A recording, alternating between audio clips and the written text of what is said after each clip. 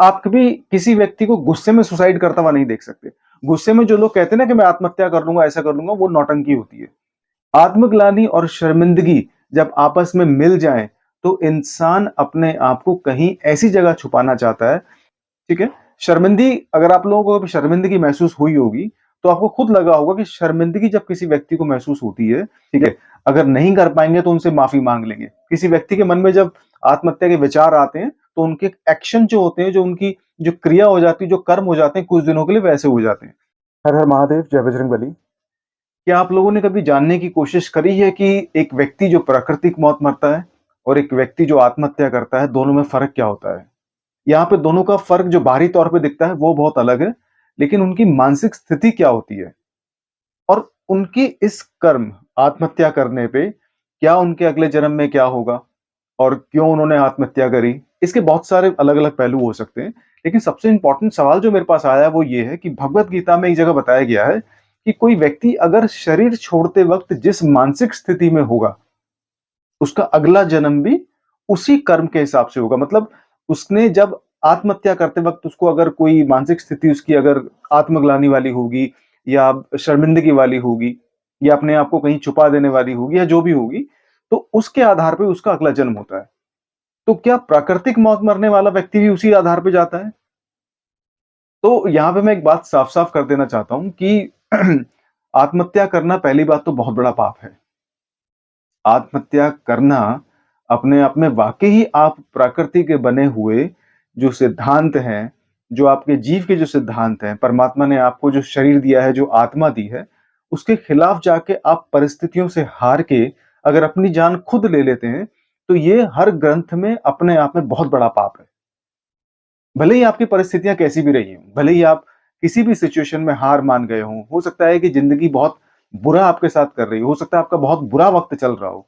लेकिन किसी भी ग्रंथ में, दुनिया की किसी भी संस्कृति में, किसी भी ग्रंथ में आत्महत्या को सही नहीं बताया गया है।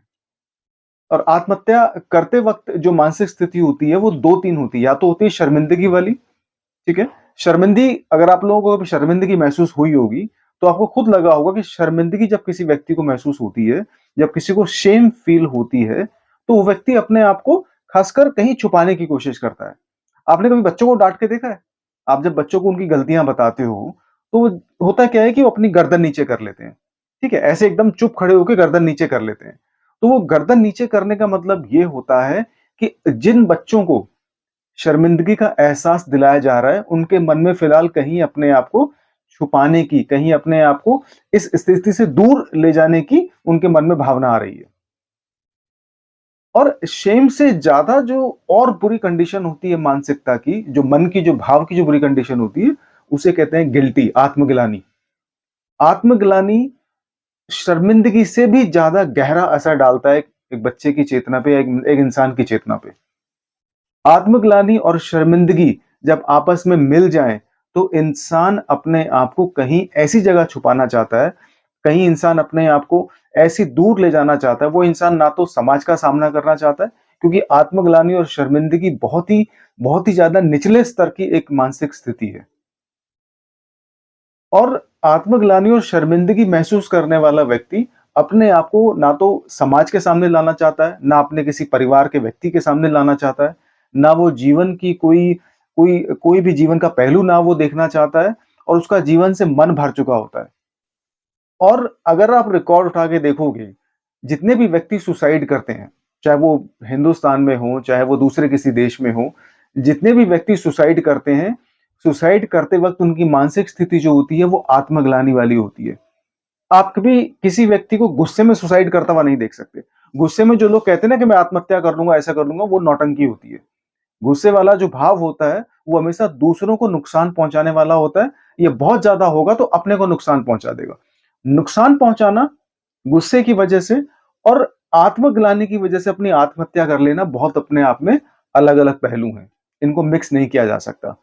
आप कभी भी ये नहीं देखोगे कोई भी व्यक्ति गुस्से की वजह से आके ट्रेन के आगे कूद गया। आप ये कभी नहीं सुनोगे कि गुस्से की वजह से किसी व्यक्ति ने कुएँ में कूद कर जान दे दी।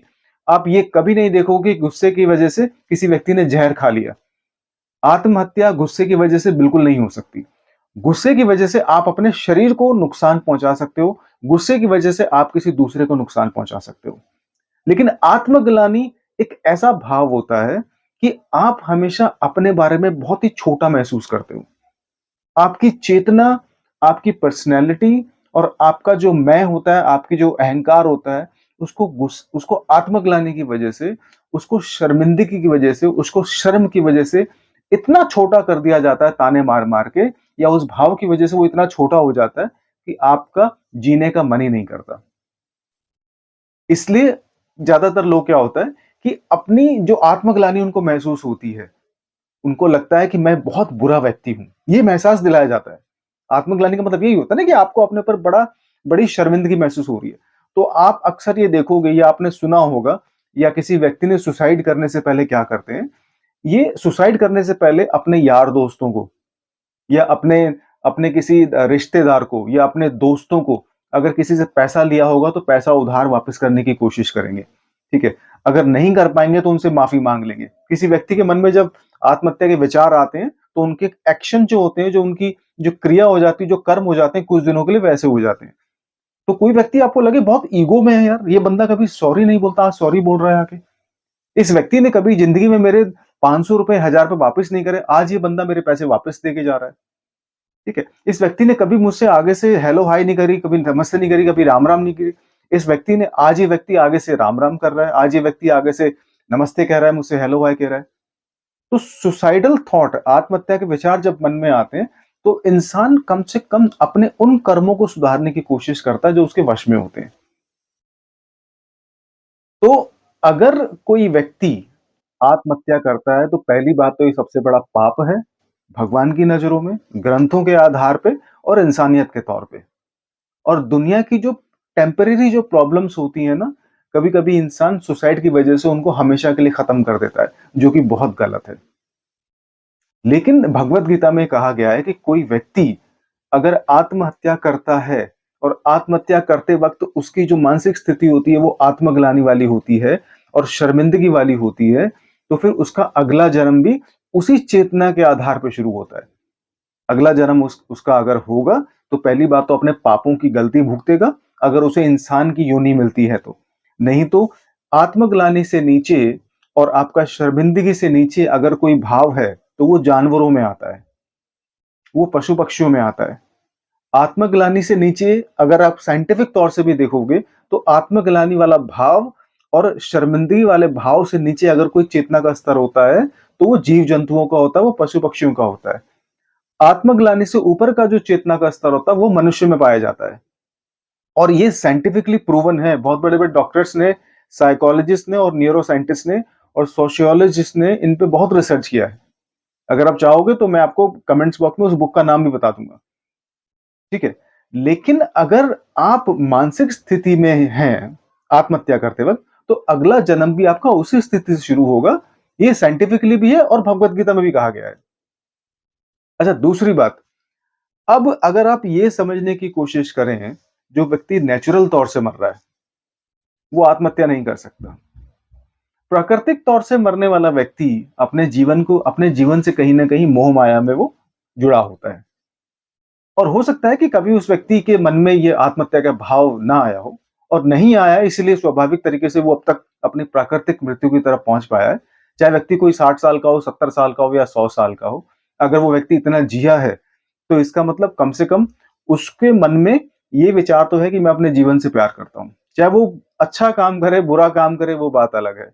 लेकिन उस और ऐसा नहीं कि ऐसे व्यक्ति को कभी शर्मिंदगी का सामना ना करना पड़ा हो। ऐसा भी नहीं कि जो व्यक्ति प्राकृतिक मौत मर रहा है या जिसने 70 साल, 80 साल जिए हैं, उसको कभी आत्मग्लानि महसूस ना हुई हो। आत्मग्लानि सबको महसूस होती है। जीवन के बहुत सारे ऐसे पहलू आते हैं, आप शर्मिंदा होते हो, आपको अपने ऊपर डाउट होता है, आपको लगता है कि मेरा जीवन बेकार है, मैं क्या कर रहा हूँ, किसी काम का नहीं हूँ, ठीक है? मैं हमेशा दूसरों के लिए शर्मिंदगी का कारण बनता हूँ, या मुझे घरवाले हमेशा ताना मारते हैं, ये सिचुएशन सबके साथ आती है। लेकिन इस सिचुएशन को इतना इम्पोर्टेंस दे देना, या इस सिचुएशन को इतना महत्वपूर्ण बना देना कि नहीं मैं अपना जीवन खत्म कर देता हूँ, ये बहुत गलत बात है और पाप है। लेकिन हमारे समाज में आत्महत्याएँ आज भी होती हैं, चाहे वो किसी भी पहलू का हो, चाहे वो स्टूडेंट हो, चाहे वो काम करने वाला कोई व्यक्ति हो, कोई औरत हो, ठीक है, या लोगों के साथ बुरा होने के बाद अगर ऐसा होता है, लेकिन आत्महत्या हमारे समाज में आज भी होती है और लाखों के स्तर पे होती है। लेकिन आत्महत्या करना बहुत बड़ा पाप है, इंसानियत के लिए भी और परमात्मा के लिए भी और ग्रंथों के आधार पे भी। हर हर महादेव, जय बजरंगबली।